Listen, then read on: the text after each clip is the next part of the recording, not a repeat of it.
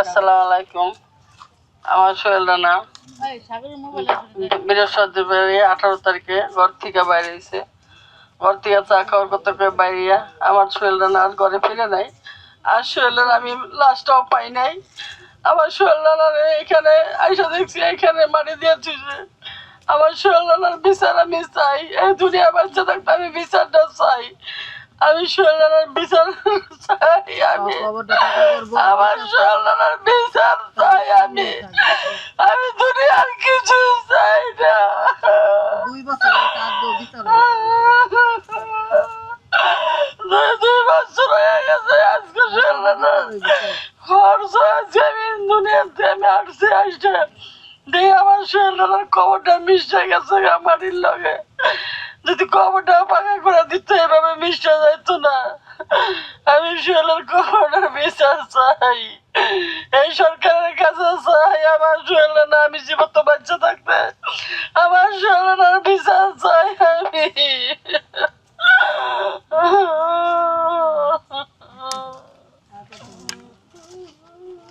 আপনি আর বাকরুদ্ধ হয়ে গেছেন, কথা বলতে পারতেছেন না।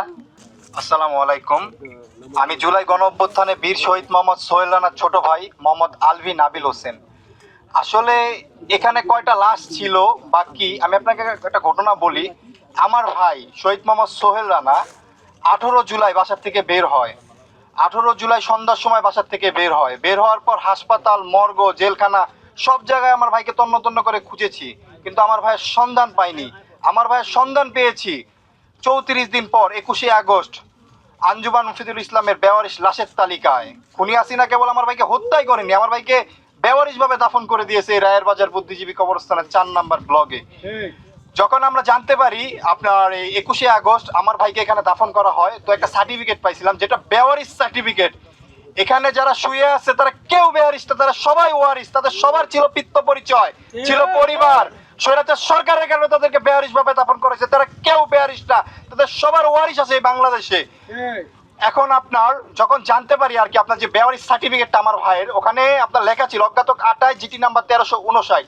ওখানে স্পষ্টভাবে লেখা ছিল যে 18 জুলাই, মানে আমার ভাই যে 18 জুলাই বাসার থেকে বের হয়েছে, সেই 18 জুলাই দক্ষিণ কাজলা মহাসড়কের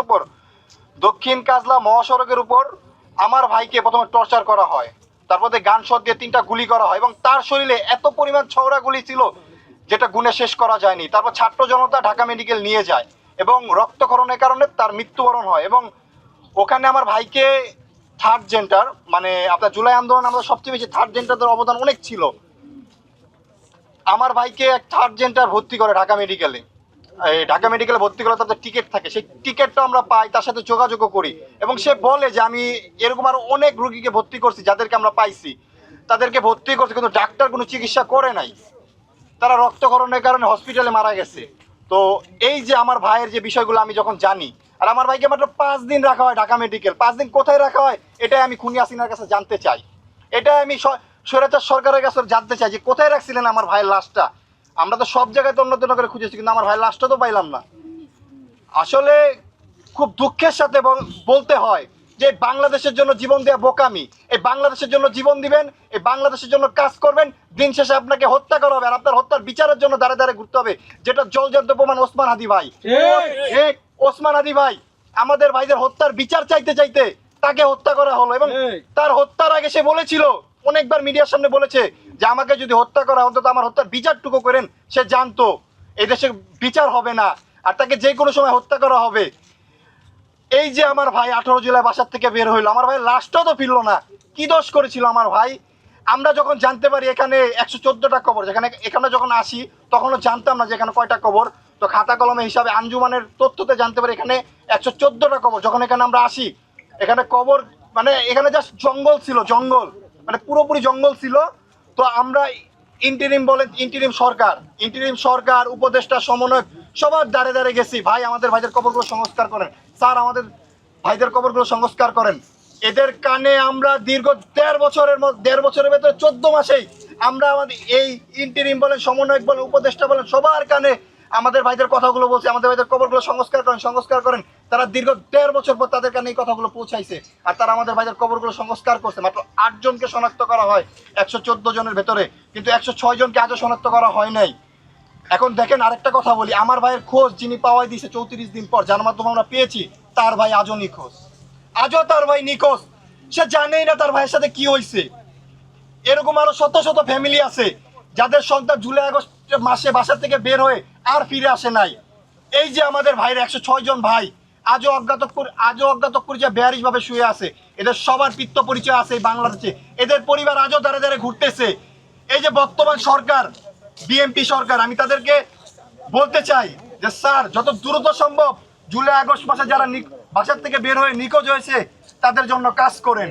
যত দ্রুত সম্ভব আমাদের এখানে যে আমাদের ভাইরা আছে তাদের কবরগুলো সংস্কার করেন। যত দ্রুত সম্ভব জুলাই সনদ বাস্তবায়ন করেন।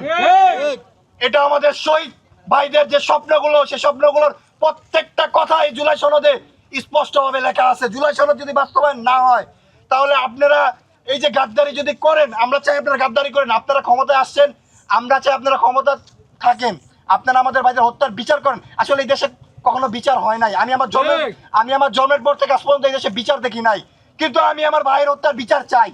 আমরা সকল শহীদ পরিবার এবং আহতরা, আমরা আমাদের সাথে যে ফ্যাসিস্টরা আমাদের ভাইদেরকে হত্যা করছে তাদের বিচার চাই, স্বৈরাচার সরকারের বিচার চাই, খুনি হাসিনার বিচার চাই। এবং স্পষ্টভাবে আরেকটা কথা বলি, আমাদের ভাইদেরকে খুনি হাসিনার নির্দেশে যারা এভাবে ওয়ারিশ থাকা সত্ত্বেও বেয়ারিশ ভাবে দাপন করছে তাদের বিচার চাই।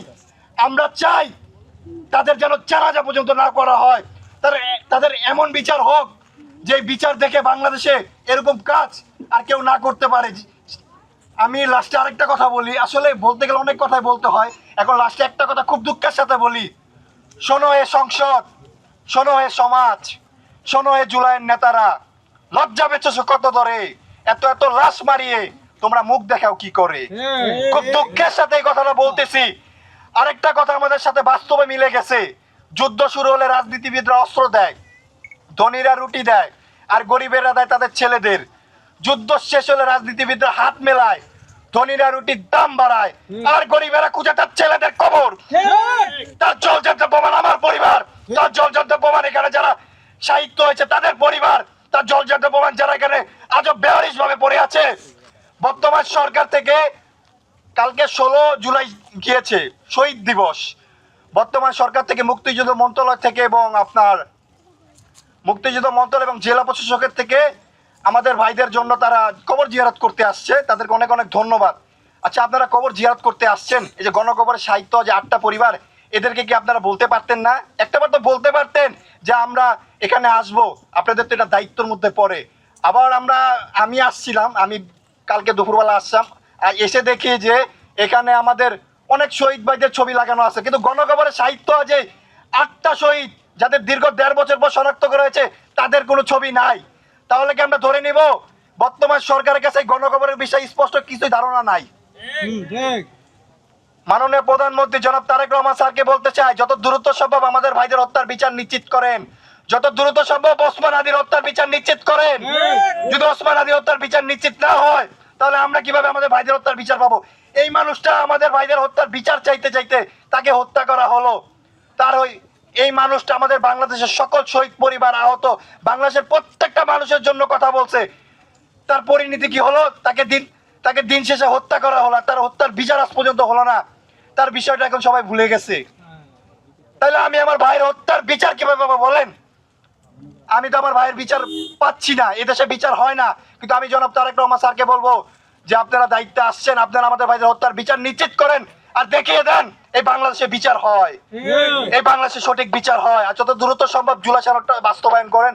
আর আপনাদেরকে আরেকটা কথা বলি, এই যে আপনাদের বর্তমান সরকারের জেলা প্রশাসক উত্তর সিটি কর্পোরেশনের, আপনাদের দ্বারা দ্বারা আমরা অনেক গিয়েছি, আমরা বলছি যে আমাদের ভাইদের কবরগুলো সংস্কার করেন। আপনারা স্পষ্টভাবে বলছেন যে আপনাদের ফান্ডে টাকা নাই। আরে ভাই, মিডিয়ার সামনে তো বড় বড় বক্তব্য দিতে পারেন যে আপনারা শহীদদের জন্য এই করবেন সেই করবেন, অথচ বাস্তবে বলেন শহীদদের কবর সংস্কার করতে আপনাদের টাকা নাই। আর আরেকটা কথা লাস্টে বলি, যে আমাদের ভাইদের হত্যার বিচার যদি বাংলাদেশে নিশ্চিত করা না হয় তাহলে জনাব তারেক রহমান স্যার আপনাকে বলতে চাই, আপনাদের সংবিধান অনুযায়ী এদেশের সংবিধান স্পষ্টভাবে লিখে দেন, বিচার চাইয়া লজ্জা দিবেন না। আমরা আর বিচার চাবো না, আমরা বিচার চাবো আল্লাহর কাছে। আল্লাহ হাফেজ, আসসালামু আলাইকুম।